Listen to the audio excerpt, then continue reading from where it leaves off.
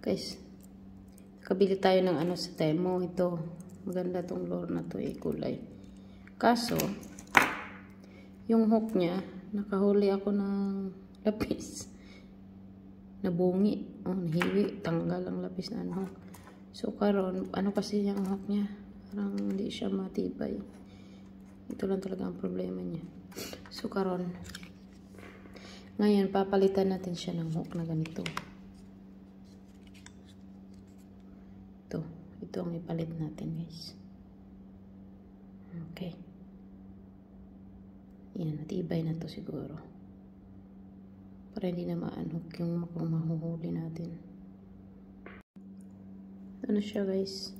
Ito na siya, mga idol, oh. Iba na yung hook niya. Yan, oh. Ano na siya, mas matibay. Ito kasi siya. Ito yung nangyayari nung nakahuli ko ng ano, lapis. Nabungi. Nabungi siya. Ayan, oh. Nahiwi. So, karon. So, ngayon, ano na siya?